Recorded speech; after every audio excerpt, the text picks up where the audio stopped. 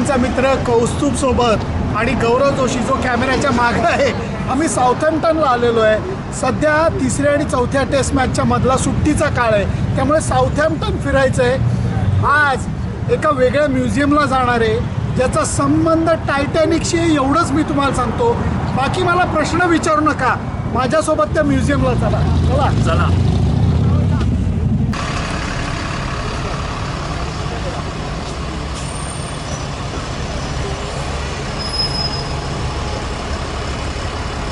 हे ते म्युझियम आहे।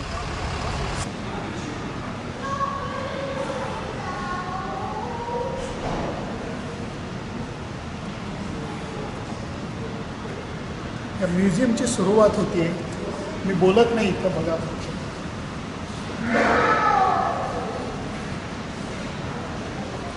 टायटॅनिकची कथा इथल्या रिलेटेड काय हे आज आपल्याला बघायचं आहे, चला। टायटॅनिकचा आणि साऊथहॅम्प्टनचा खूप घनिष्ठ संबंध होता, कारण इथल्या 500 कुटुंबातली लोक ही टायटॅनिकवरती प्रवासी म्हणून नाही तर काम करायला होती। कोणी फर्नेसमध्ये, कोणी शिप वलवायला, कोणी वाईन द्यायला। म्हणून डायरेक्ट संबंध इथल्या जनतेचा अजूनही टायटॅनिकशी आहे। 897 क्रू मेंबर्सपैकी 3/4 लोक हे साऊथहॅम्प्टनचे रहिवासी होते। त्यामुळे या टायटॅनिक शिपचा आणि साऊथहॅम्प्टनचा जवळचा संबंध आहे। हे मॉडेल आहे टायटॅनिकचं। हे मुख्य 6 जण होते।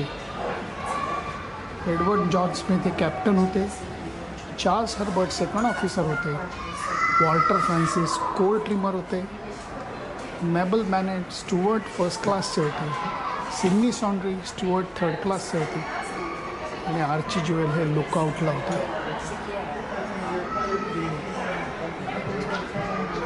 1912 साली साऊथहॅम्प्टन हे अत्यंत बिझी पोर्ट होतं। इथला व्यवसाय हा बूमिंग होता, कारण मोठमोठ्या क्रूज लायनर आणि हे इथनंच सुटायच्या।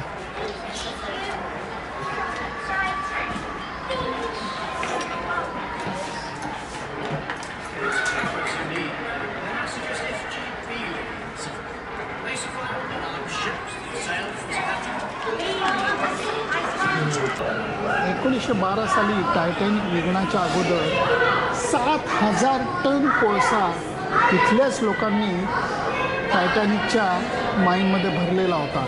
टायटॅनिकवरच्या या छोट्या मोठ्या गोष्टी या लोकांनी जपून ठेवल्या। कोणाचं सिगार आहे तर कोणाचे कफलिंग्स।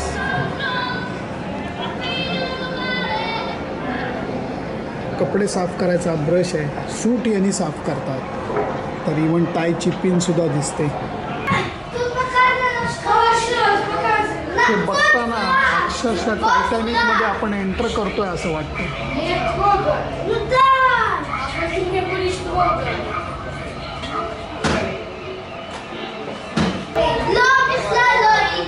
Grand staircase.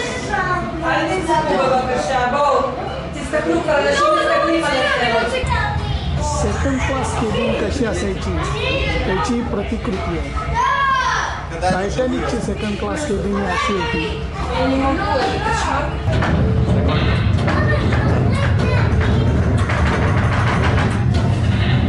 टायटॅनिकमध्ये कोळसा टाकतोय मी, कोळसा। टायटॅनिकचे सर्वायवर्स कहाणी सांगतात, ओरिजिनल आवाज आहे त्यांचा। The panic seemed to me to start after the boats had gone. We could hear it. 14 April 1912 ज्या दिवशी टायटॅनिकला तो अपघात झाला, मध्यरात्रीच्या अगोदर हिमनगाला ती बोट टक्करली। ही गोष्ट झाली होती अंदाजे 11:30। आईसबर्ग समोर आहे असं 11:40ला सांगण्यात आलं आणि 12 वाजता कॅप्टन स्मिथला कळलं होतं की डिस्ट्रेस सिग्नल पाठवा, कारण हिमनगाला बोट टक्करली होती. 12:30च्या आसपास कॅप्टन स्मिथने ऑर्डर द्यायला सुरुवात केली Finally, the की लोकांना वाचवण्यासाठी लाईफ बोट बाहेर काढा.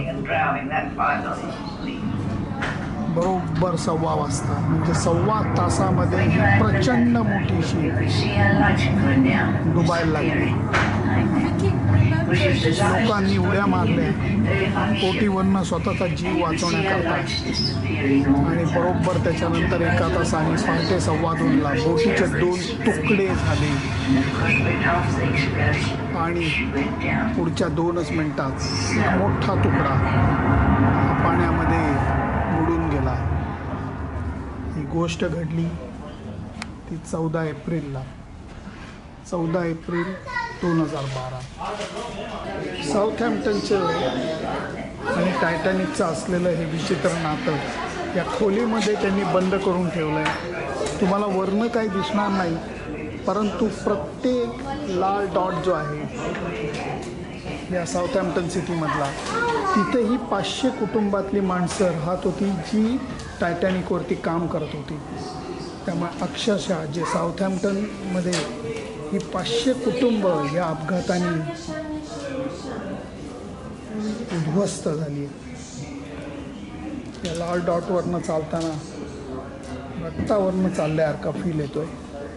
तार पाठवून कळवलं जायचं, वरती आहे साऊथहॅम्प्टनचं नाव, खाली या पॅसेंजरचं किंवा ऑफिसरचं नाव, आणि खाली regret in sending not save. आघात, फक्त आघात. टायटॅनिकला अपघात झाल्यानंतर 2च तासामध्ये साऊथहॅम्प्टनला ही वाईट बातमी येऊन धडकली, परंतु पुढचे 2 दिवस तिथल्या 500 कुटुंबांची हुलजपट चालू होती की आपल्या घरातला माणूस जगलाय का समुद्रामध्ये बुडालाय. दुःखद कहाणी आहे, कारण टायटॅनिकचा अपघात हा आता 100 वर्ष होऊन गेली तरी लोकांच्या मनावरती जखम करून आहे. सुनंदन रेडे, झी 24 तास, साऊथहॅम्प्टन टायटॅनिक म्युझियम.